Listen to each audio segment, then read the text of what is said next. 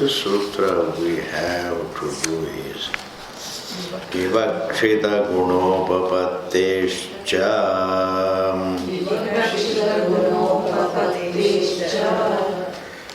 So what we are doing is,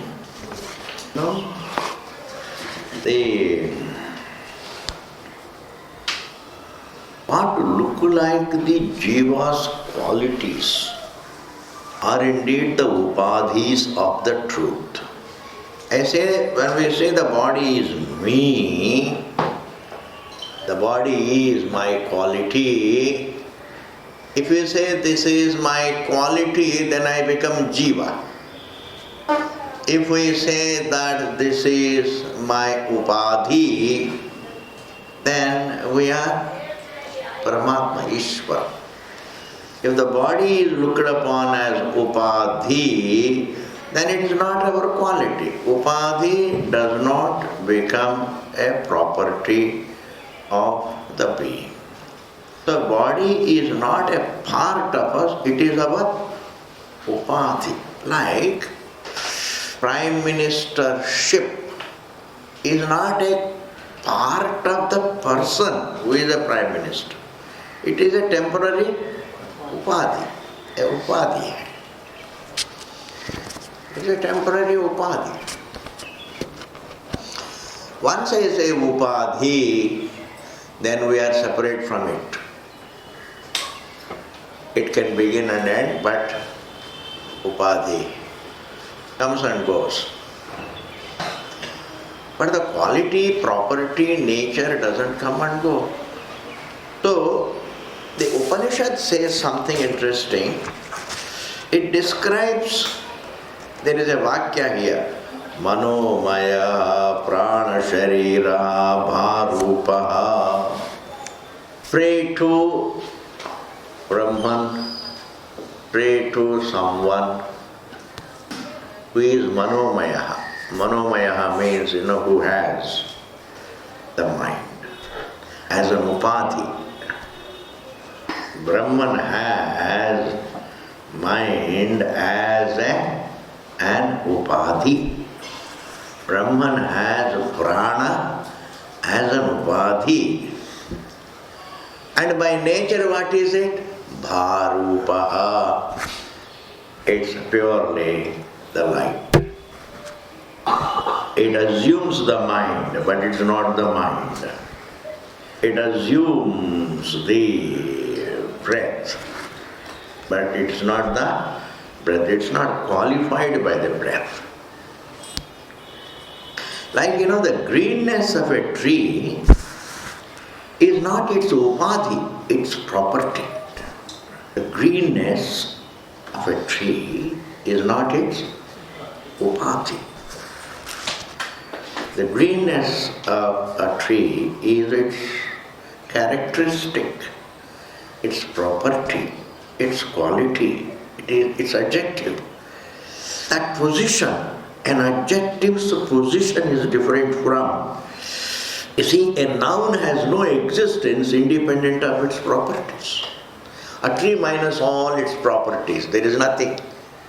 Take away its form, take away its color, take away its height, take away its sound, taste, touch, smell. Very tricky, bachta hai. Even though we have two words for it, noun and adjective, they are not two parallel realities. An aggregate of many qualities is what we call the noun. And the same thing is also called adjective. A very peculiar contradiction. One and the same, there are no two things. This is how we think of it. So the position of a noun having an adjective is different. Whereas something having an Upadhi is different. Upadhi is something, Upadhi means, a temporary, something that is untainting adjunct. Upadhi. Like water, if you bring it in a glass, it looks like having the water also takes the shape of the glass. But the water doesn't cease to be water. Water doesn't cease to be water. But it takes the shape of the glass. Therefore, glass becomes upadhi for the water. Upadhi becomes glass becomes the upadhi. Glass, I mean the tumbler. It becomes an upadhi for the water. It doesn't become its characteristic, property, adjective. So the body is an upadhi for conscious being. Basically, our body is our upadhi, is not our property. This is something very forcefully said by Vedanta. They say the body is that truth whose upadhi, the body is whose upadhi. The breath is whose upadhi, the mind is whose upadhi, and to be pure light is whose nature. Meditate on it. Pray to someone who has the breath as the upadhi, who has the mind as the upadhi. If you look at the breath as the upadhi, then it is Paramatma. If you look at the mind as upadhi, then the being is Paramatma. But the same person, the same being, after assuming the breath and the mind, says this is my property, then I become a Jiva. The moment the upadhi is misunderstood as one's quality, then I become a Jiva. The moment the water thinks glass is a part of me, the moment the water thinks that the glass is, the tumbler is a part of me, then it becomes what? Jiva. Bobri, just one kinky thought, you have hell. Such a serious problem results from, of course, even the mistake is serious. Too serious. There can't be something more serious. Ascribing to one's nature what doesn't belong to one's nature is the most serious mistake, I'm telling you, in life. Did you follow this thought? Ascribing to one's nature, what actually does not belong to one's nature is the most serious mistake.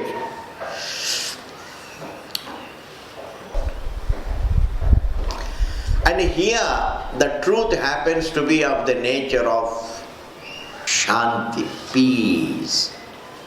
And if that conscious being ascribes to itself the breath, which is not shanti, the moment the truth which has unconditional existence, if it starts thinking that I have conditional existence, it starts suffering. Therefore, but what is Paramatma? Paramatma has the breath as the upadhi. If you look at the breath as your upadhi, you are Paramatma. If you look at the breath as your quality, you are Jivatma, meaning suffering individual. And what does Vedanta come and say? Ultimately Vedanta says, breath is your upadhi, you are free from it. Mind is your upadhi, it is not your quality, not a part of it, it's not your property.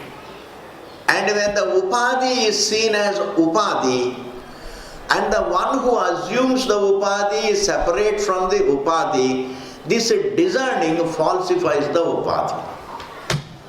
Amazing thing. This very discerning falsifies the upadhi. Because upadhis cannot exist parallel to the upahita. Upahita means the one who assumes the upadhi without becoming a part of it, without the upadhi becoming a part of it. So when the discerning takes place, the body is not me, nor is it a property of me, it is my upadhi. Breath also is my upadhi, mind is also my upadhi. That is understanding one's status as Paramatma. And that very discerning Swamiji, will it not keep the body as another reality? No, it falsifies. Amazing. This is the moment I discern between the snake and the rope, the moment I discern between the snake and the rope, perception and what is, the perception gets correct. I turn my attention to what is, then the snake gets corrected. The snake perception gets corrected. So here is a statement. Anomayaha prana shariraha bharupaha. It has the mind, it has the breath, it is of the it is light. See, look at the sentence. It has mind, it has breath, it is light. Now the question is it Jivatma or Paramatma? Jivatma is never told by the Shastra to meditate upon Jivatma. Jivatma is always told to meditate upon Paramatma. Meaning what? Meditate upon the mind not as your quality but as your upadhi. Meditate on the breath as your upadhi, not as your quality. Begin to journey in the right direction somewhere. This is somewhere everybody has to begin the journey, has to make a beginning of this journey. It's like every illiterate person must begin to go to school. एक दिन तो जाना ही पड़ेंगे जी, शुरू तो करना ही पड़ेंगे. Every jiva, which also happens to be the truth, but every jiva has to begin the self-education sometime or the other. You have to. And what is the education? They think of the mind not as the quality but as the upadhi.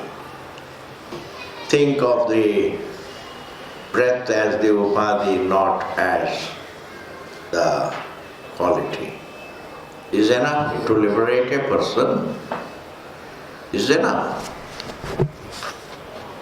The more I think of my thoughts as my upadhi, the more we think of the mind, the thoughts as my upadhis, the discerning takes place. In discerning what happens, I have been seeing only the thoughts and I have not been seeing myself as someone, a conscious being that is there in every thought and independent of thought. That self-understanding takes place when we discern. And the only way of understanding the self is by way of discerning.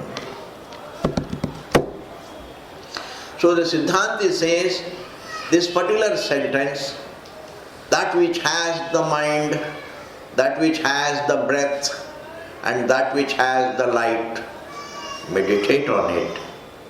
The description that is given is not of the Jiva. This is the description of Paramatma.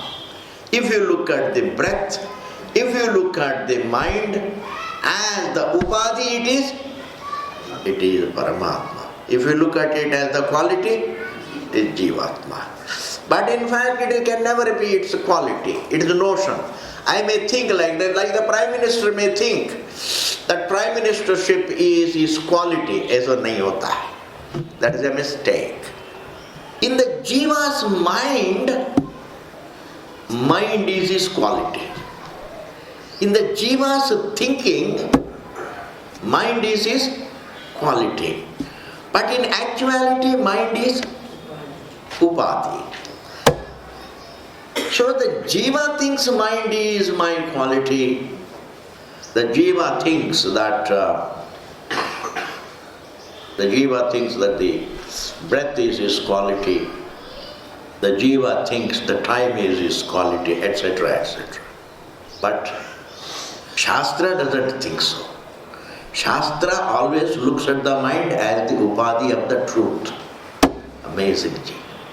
Shastra looks at the mind as the Upadhi for the truth. Shastra looks at the breath as the Upadhi for the truth. Shastra looks at this body as the Upadhi for the truth. Whereas in ignorance, the Jiva thinks, this is my quality. The breath is my quality. When body is, I am. When breath is, I am. When the mind is, I am. When they are not there, I am not there. Is prakar, he thinks. Why should Shastra, which is meant to unfold the truth, why should it think that the breath and the mind are the qualities? They can't be the qualities of the truth. They can only be the Upadhis of the truth. What is Upadhi? It is born in the truth and it creates an apparent condition. Wave is born, it takes a shape in water and it has the conditions water. This is a peculiar logistics. It's a peculiar phenomenon. The peculiar thing, They give this example. There is something called a moss. It grows in water and conceals water. जिस थाली में खाया उसी थाली में छेद किया. It all comes from Vedanta. Yes, it grows. You see, a dream is born in you. It takes root in you and it deludes you. Amazing. Dream takes a shape in myself and it deludes me. The wave takes a shape in water. Wave takes its shape in water and it deludes water. Why not? The water says, I am a wave. Is it not an illusion? Is it not an illusion? When the water says, I am a wave, it is an illusion. It's somehow or other, it doesn't see itself to be just water. As water, it is the whole ocean. As a wave, it is only that wave. Wow, what a distinction. As water, it is the whole ocean. As water, it is the whole ocean. As a wave, it is only that wave. As a Jivatma, we are only this form. So this form takes shape in ourselves. Like a dream body takes a shape in our being. The dream world takes a shape in our being and it puts us on a trip. It deludes us. Similarly, this waking body takes its shape in us because before I woke up, we are all peacefully there. Within that peaceful identity of our being appears the body. You don't really traverse and reach the body. You just open your eyes to embodiment. So the embodiment happens right inside the peaceful identity of the being. Like it's absolute silence and then sound comes. So where is it born? Is it outside silence or inside silence? Why see here? Before we wake up, we are just absolute shanti. and within that Shanti appears Jagrat. Therefore it takes shape where? In the peaceful identity of our being. Where else? So it takes a shape in our being and it dilutes me. That is called Upadhi. A Upadhi is something which takes its existence from the truth and dilutes the truth. A very ungrateful phenomenon. Yes. That's why it is called Anatma. Anatma means Upadhi. But Upadhi also, we should be grateful to this Upadhi. I can understand the bluff of I can understand the Upadhi as Upadhi and the truth as the truth only when I have Upadhi. And not only Upadhi, right Upadhi. Supposing I have a donkey's Upadhi, I simply go through the Upadhi. Just imagine what the Vedic, what the Indian literature says is true. I am telling you. Because this human Upadhi helps you to understand the truth. It has no other purpose really. Because there is no difference between a cow and a human being. Because the cow also enjoys eating and drinking and sleeping and carving. Human beings also enjoy eating, drinking, sleeping and having children, etc. Farak kya hai ji? Which farak nahi? See, you don't miss. You never say, I wish I were a cow. The cow also never says, I wish I were a human being. We can't say you are more free than a cow. Because the cow doesn't miss being you.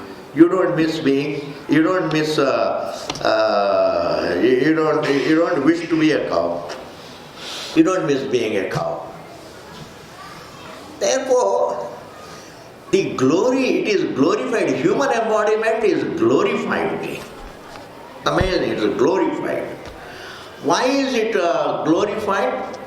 Because it is only during this Upadhi one can discern between Upadhi and the conscious being. Something we don't know in this creation, in God's creation, human intelligence.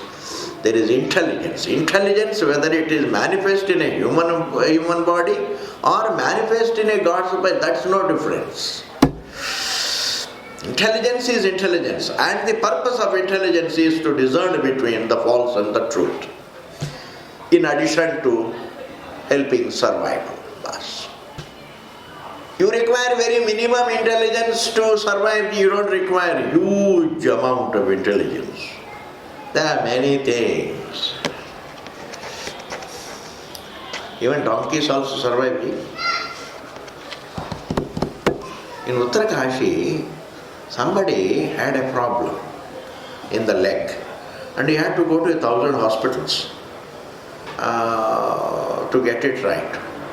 But there was a donkey in front of our ashram and I think it fell down, it got injured. It didn't go to any hospital.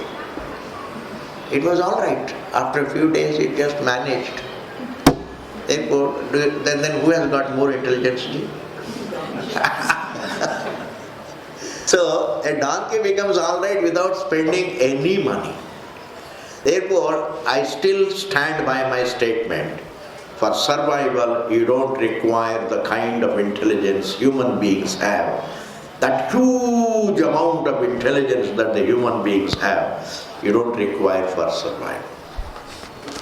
Because it is too surplus, that is why it gets abused. Anything surplus gets abused.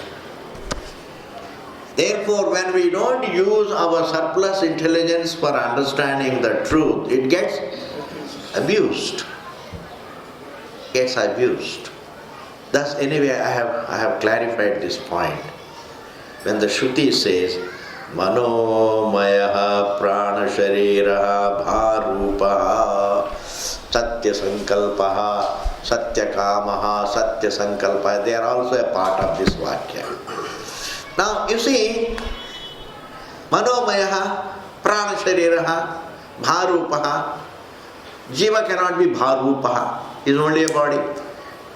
Satya kamaha, satya sankalpaha. These descriptions apply only to Ishwara. The words like Satyakama, Satya Sankalpa apply to Ishwara. Bharupaha apply to Ishwara. Now only we are left with two words, Prana Shariraha and Manomayaha. I say that can apply to both. But we are saying, even if we interpret it as Jiva, then why should the Jiva be given the mandate by the Shruti to meditate upon Jiva? Nobody, Shastra cannot advise us to meditate on Dukkham. I say meditate on Ishwara to get out of Dukkham. Meditate on Ishwara to get out of Dukkham. The very meditation on Parameshwara, the very diversion of your attention to the source of everything gives you a relief. You don't have to wait for the relief. The very diversion gives immediate relief. Diversion is the instant relief. And the best thing to divert our mind towards is Parameshwara, the silent being. It's like even, you divert your attention from the object to the subject, you get instant relief from the object. Supposing, you are worrying about somebody, worrying about your servant or your son or your daughter or wife or husband, etc. Well, yeah, everybody has to go through his prarabdha. Let me think of the self. Discern just look at yourself. The moment diverting one's attention from the objects to oneself is straight away diverting one's attention to the truth. Yes. Diverting one's attention to oneself. To oneself means the conscious being, which is not Upadhi but Upahitam, the one who wears the mind. Your presence, you are there as the subject. At least have the agenda in life to understand me as a being which is wearing the form, wearing the mind, wearing the universe really. The one who wears a thought and sheds it is the truth. Is prakar. When we get into the topic, even though the topic is so strange to us, because we never look at ourselves, we keep looking at the world, therefore the world is familiar, we are familiar with the world, we are not familiar with this topic, even though we have been the topic, आपको उठना चाहिए जी. क्या भगवान इतना तक सोता है? Bells are always rung at 5 o'clock. So that not only Bhagavan gets up, other people also get up. This is the convention. अभी तो क्लास का टाइम है. Oh, maybe Bhagavan got up, having had a cup of tea, must have gone to sleep again. So second time you have to wake him. And again you have to wake him up at 12 o'clock. Rituals can always be edited.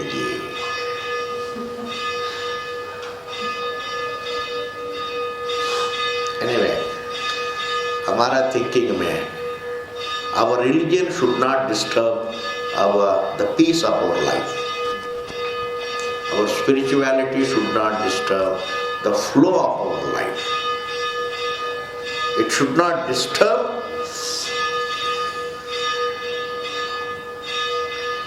Anyway,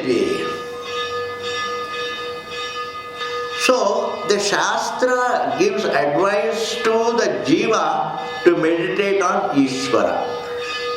The moment you divert your attention to yourself, it gives you instant relief. Instant relief.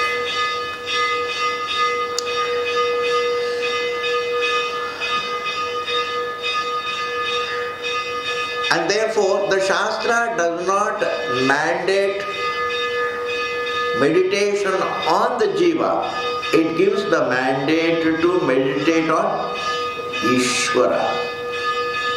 Now, how do we meditate on this Vakya? I am going to spend some time on this. How do you meditate on Ishwara like this? How do you meditate? Manomayaha. Hey Bhagavan, you are there in my mind as the truth of it. That is the meditation. Prana Shariraha. Hey Bhagavan, you have this breath is an Upadhi for you. You are there in my breath. You are there in my mind as a silent presence. That is called Upahita.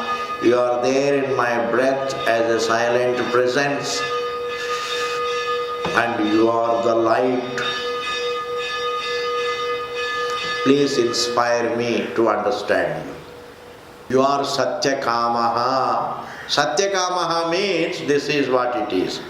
Ishwara is Satyakamaha. In making the universe manifest, he is competent. Nothing comes in the way of, he doesn't face any obstruction in making the universe manifest, in lending his existence as the source of the universe, and in also accommodating the resolution of the universe. Like the water is Satyakamaha, it can lend itself as the source of the wave and it can take it back, no problem. That makes it what? Satyakamaha. Why only Parameshwara is Satyakamaha? As a Jiva, we can never be Satyakamaha. Amazing thing.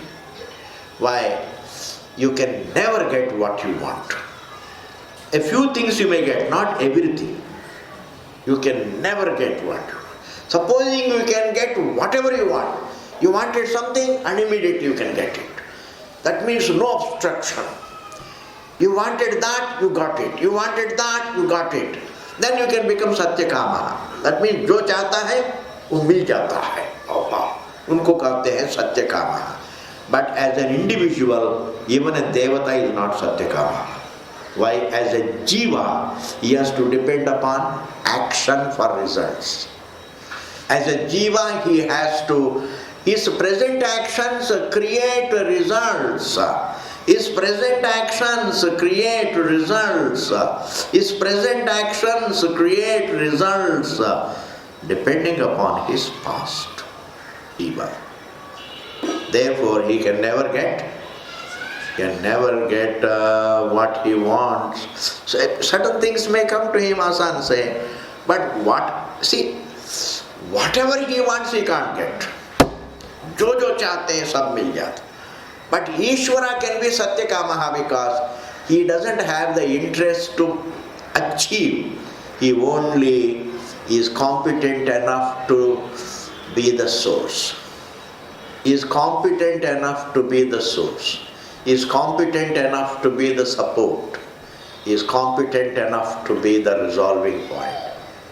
In that sense, he is called Satyakamaha. A reality can be the Satyakamaha behind the appearance.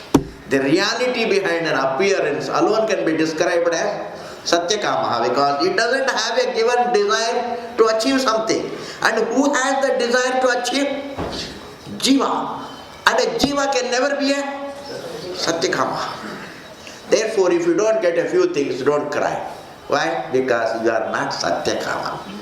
You can tell, suppose your husband is saying all the time, I want this, hey, you are not Satyakamaha. You can write nicely, you are not Satyakamaha. You are not Satyakamaha. Just because a few things we get, in sequence. ये चाहा वो आ गया, वो चाहा वो आ गया, वो चाहा वो आ गया. We think it is going to be like that. वो ऐसा नहीं होता है. It's not like it's like Indian cricket. Indian cricket जब जीतते हैं.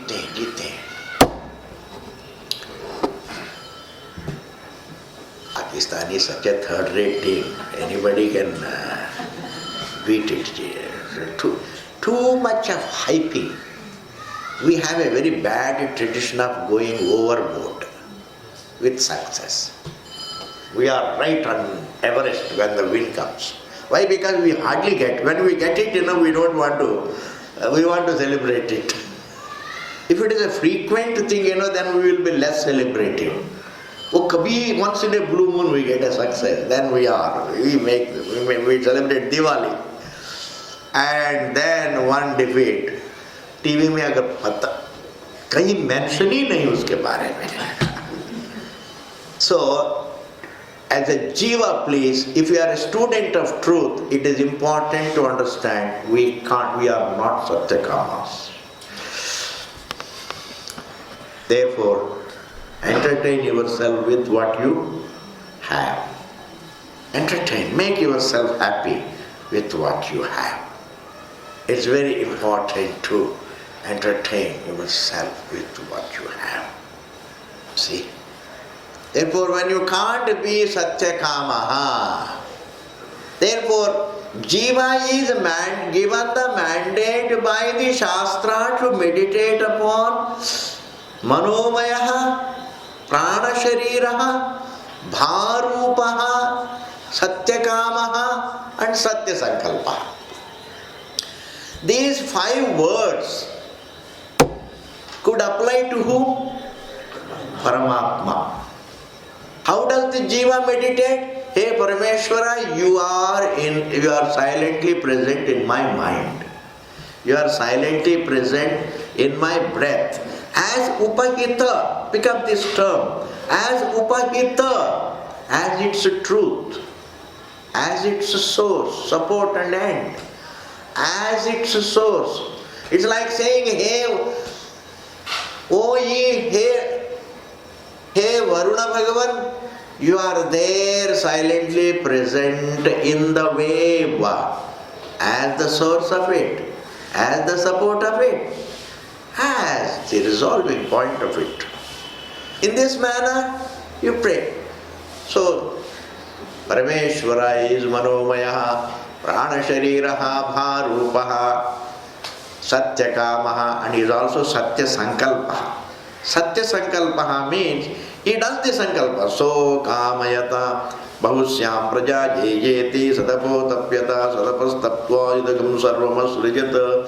That means when God thought of creating the world, he created. It is called Satyakama. Creating the world means he lends himself as the source of the creation. So Ishwara can be Satyakamaha, Satyasanga. We can't be Satyakamaha because whatever we want to get once, even to cross the road, there are too many, they say, too many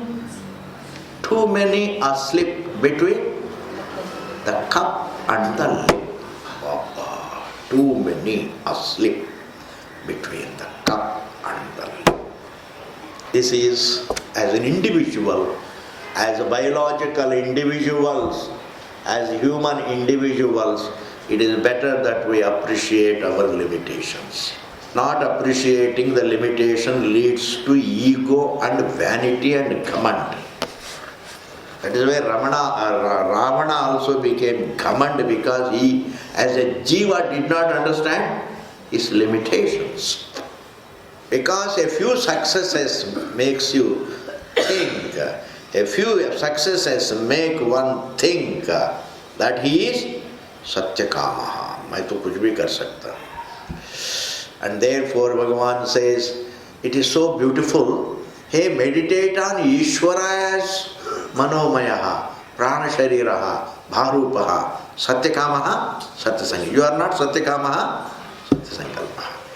You can try your best. This people think, it really dampens the human spirit to think. Hey, you can understand your limitations and also make the best of capacity you have. Even a warrior must appreciate his limitations. Appreciating one's limitations doesn't make you weak. Appreciating your limitations doesn't make you weak. Appreciating your limitations makes you only wise and strong. When you know your weak points, you become stronger. Understand? When you know your weak points, you become stronger. When you are ignorant of your weak points, then you make mistakes. You make mistakes. समझ में आ रहा है? और नींद आ रही है. अभी तो सो के आए हैं, पूरा रात सोए सोए सोए. भगवान ने ये चलो और एक दिन है जी लो. भगवान ने उठाया, क्लास में आया, फिर सोए सोए. Until the Swami says पूर्णमदः पूर्णमिदं. ये सब जरूरत नहीं जी. सुनो, even to hear what you are hearing is a big thing. I am telling you. Understanding human weaknesses adds to human strength. If Ravana knew his weaknesses, that he is not really invincible, he can't fight divinity, he would not have kidnapped Sita, then he would have survived for some more time. Maybe he would have made his wife very happy, Mandodari. Anyway, ji, this is called upasana. Manomaya, prana sharira, bharupaha, satyakamaha, satyasankalpaha. This sentence, does it apply to Jivatma or Paramatma? It applies to Parameshwara. Therefore, this is Okayaji. I have analyzed this. There is a lot of bhasha. All that you have heard is only in the bhasha. But if I go through Sanskrit, one after another sentence, you will all fall asleep like this. So imperceptibly you will fall asleep. Even the Swami, if Bhagavan came here with 1,000 eyes, you would hoodwink all the 1,000 eyes. Imperceptible to all the 1,000 eyes, he will fall asleep. Next sutra is, let us see, Vivakshita guna upapattescha. Loudly bolo ji. Vivakshita guna upapattescha. Manomayaha, pranashariraha, bharupaha, satyakamaha, satyasankalpaha. These 5 words carry the qualities of Ishwara, which are desired to be unfolded by the Shastra. Vivakshita means intended to be unfolded. Vaktum ishtam is called Vivakshitam. समझाने के लिए विवक्षित गुण, the quality, upapattescha. This particular sentence of these 5 terms, Anomaya, Prana Shariraha, Bharupaha, Satyakamaha, Satyasankalpaha, this sentence carries, these words carry the qualities of Ishwara, which qualities the Shruti wants to convey. Guna upapattescha. Now see. Satyakamaha, Satyasankalpaha iti shrutam. See, the Shruti says, our scripture says very beautiful. Tvam stri. Hey Bhagavan, what looks like a woman is yourself. Tvam puman. The one who looks like man is also you. Tvam kumaraha. And the one who looks like a child is also you, a boy. Uttava kumari. The one who looks like a kumari means a girl is also you. Tvam jirnaha. And an elderly person who is old is also you. Dandena vanchasi. The one who looks to be walking with a stick is none other than the same Parameshwara. Dandena vanchasi tvam jataha. The one who looks like born is the eternal you. And yet Vishwato Mukhaha, you are indeed all pervasive. You are the universal presence. Now tell me, where is the Jivatma? Therefore, even the one who looks like Jivatma is none other than Brahmatma ji. It's like, आपको एक कहानी सुनाता हूँ, एक example सुनाता हूँ. Generally, this example is always given to explain, some vairagyam. But I will interpret it little differently. In a train, एक Mataji was carrying a basket. She was traveling with a basket of vegetables. And she sat in the train, and she could have kept that basket down on the train, inside the train, on the floor of the train. She was keeping it on the head. Are you able to follow? Hey, you don't have to carry the basket. Train is carrying both you and the basket. When you recognize it, you leave it and put it on the train. You can travel light. That is called travel light. This is called traveling light. Matlab, when you are sensible in life, then you travel light. Not merely going with a very uncomfortably small this thing. After going there, you ask do you have a soap? Do you have a towel? That is not called traveling light. Traveling light means even if you carry a truckload of things, still you can mentally feel travel light. Means what? It's a Ishwara. Leave it in the hands of it. That is the message that is read into that episode. But I am trying to interpret it a little differently in this context. Whom we think Jivatma is none other than Paramatma. Jivatma. He thinks he is carrying the body. No. Parameshwara is effortlessly supporting both the body, the mind, the breath, and even the idea of the Jiva that I am carrying. The Jiva's idea that I am carrying also is supported by Ishwara. Therefore, the more this is a kind of a meditation that is mandated by the Shruti. Now, is it useful or not? It's useful because Upasana slowly prepares you for understanding. Because when we do Upasana, we are thinking of the description of the truth. In understanding, we understand the description. The only difference is, in Upasana we live with the Shraddha. In understanding, that Shraddha culminates in understanding. It's like, very difficult to convey this point, but because you are coming on a daily basis, you can understand this. I will make an effort. You see a smoke. There is fire. There should be fire, but I don't see the fire. Somebody says, Bhaiya, there is fire here. But you are seeing the smoke. You also think, you are convinced, yes, there should be fire. It is a conviction. It is a logical conviction. Conviction is always born of logic. It's a logical conviction that there should be fire. And when you pursue that conviction and you discover that there is fire, then when you see the fire, it is no longer conviction, it is knowledge. Are you able to follow?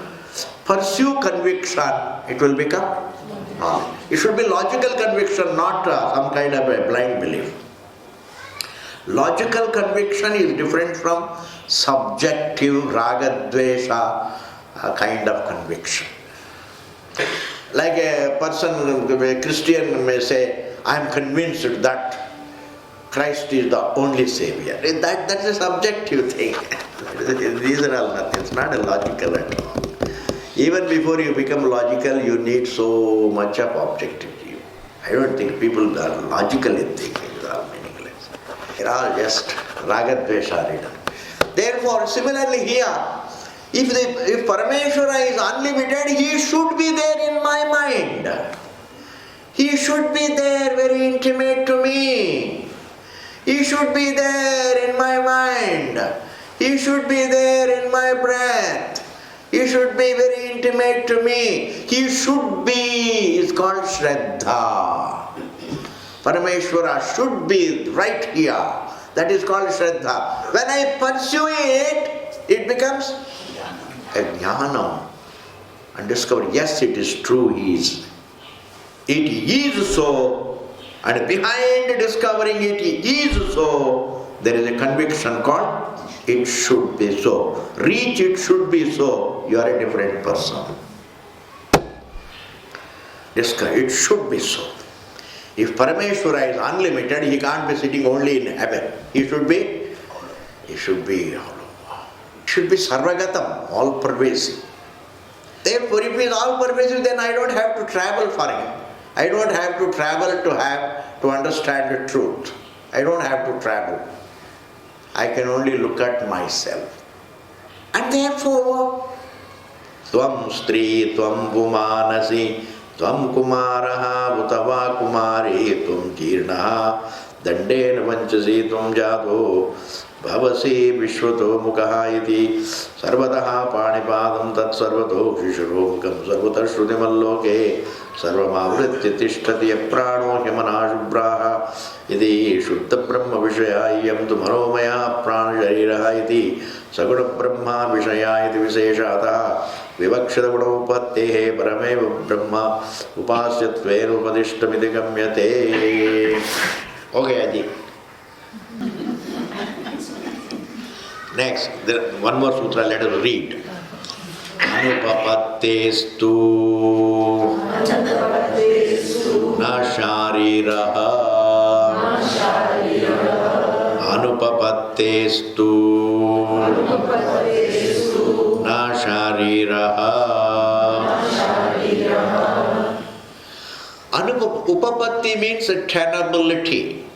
Anupapatti means untenability. It is not tenable, it is not logical that Jiva can be Satyakamaha, Jiva can be Satya Sankalpaha, Jiva can be Bharupaha, and therefore, Na Shariraha, here Manomaya Pran Shariraha Bharupaha Satyakamaha Satya Sankalpaha, this particular Vakya is not talking about Jivatma, it is talking about Parameshwara, even though they are not two. Misconception makes me a Jiva, otherwise we are the same truth. When the water thinks I am a wave, then it becomes a Jiva. So Jivatvam is born of a misconception. Jiva is not a parallel reality. Jiva is a misconception about the truth, a mistaken identity.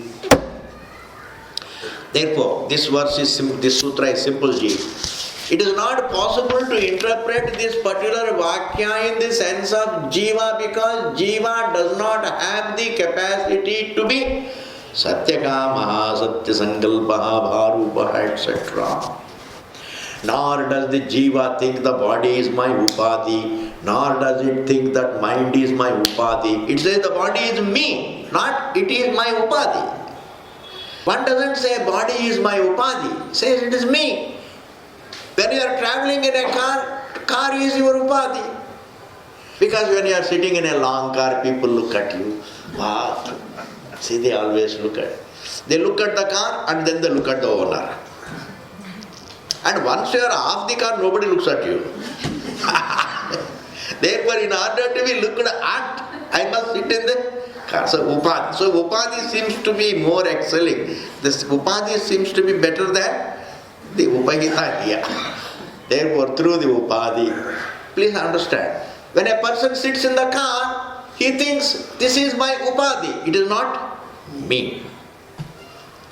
I am living in the house, it is my Upadhi, it is not me. But when it comes to the body, he doesn't say, I am living in the body, I am different from the body, it is an Upadhi. Whereas it thinks, it is me, the breath is me, the mind is me. Therefore, Jiva doesn't have. Jiva as Jiva, in the realm of self-ignorance, cannot be Satyakama, Satsankalpa. Nor is the Jiva, the most crucial point I am concluding. Jiva is never told by the Shastra to meditate on Jiva. Jiva is told to meditate on Ishwara so that he can have a relief from day-to-day problems. Divert your attention to Ishwara so that you get some relief. See, your intellection itself can't solve all the problems. Sometimes our intellection, our intellectuality, I tell you, worsens the problem. I have seen that. There are a lot of intellectuals. One great intellectual came to Uttarakhand, I will tell you a story. One great intellectual came, he and his wife, and then they were fighting. रात को 12 बजे तक बात करते थे, शराब पीते थे, फिर लड़ाई होता था, फिर 3 बजे को सोते थे. फिर then we had some kind of discussion. Swami ji क्या करेंगे? हम लोग दोनों के बीच में बड़ा लड़ाई होता है. How do we handle it? Big intellectual, big intellectual, authors of great bestsellers and all that. It all means nothing, but still they have a fight. Then I told them, I can't really, I am a Swami, I can't advise you how to be cordial with each other. You go to this village, pick up some layman, and then you ask him how to. Then they went and asked. And that layman said, इसमें क्या है? जब दो बर्तन एक साथ रहते हैं, थोड़ा खटखटा होती है, थोड़ा सहन कर लो, तो लड़ाई क्यों करते हैं? समझ में आ रहा है? That is good enough. I think that is the answer. So what happened to his all his intellectuality? Sometimes common sense helps us, not the books, not what we read in the books. Simple common sense जी. दो बर्तन एक साथ रहते हैं, कभी हवा आती है, कटकट होता रहता है. लाइक 2 बैंगल एक हाथ में रहते हैं, कटकट होता रहता है. उसके लिए लड़ाई करने की क्या जरूरत है? ठीक होता है, साथ रह लेना. शराब क्यों पीते हैं? ये शराब क्या करने के लिए? खाना खाओ. ऐसा कुछ अच्छे बात बताया. I think it touched him. I said, this is much better than reading all the bestsellers and all the books for which is that bestseller that can what we call take you away from Jagadaji? Is there a bestseller? Only Bhagavad Gita perhaps. Please. Therefore Jiva is mandated to meditate upon Ishwara, but not on Jiva, because Upasana, prayer, diverting one's attention to Parameshwara is the one that gives the relief. In all other things, every relief creates another problem. This is one relief that doesn't create a problem. You see, in this world, every solution creates a new problem. Kuch hota hai. Supposing you have a person, and then you didn't like him, and then you marry somebody else, but then the problem you had from your prior husband, you don't have from the new husband, but he has another problem. So he has got the habit of walking in sleep. Now what is this? You can never solve a problem without creating another problem. You always create a new problem. Therefore, the one thing that doesn't create a new problem is think of Ishwara. Ishwara doesn't create a problem. No. The truth. Turn to the truth. Okay. Om Purnamadaha Purnamidam Purnat Purnamudachyate Purnasya Purnamadaya Purnamevavasishyate. Om Shanti Shanti Shanti. Thank you. Thank you. Some more verse, some more sutras are there, ji.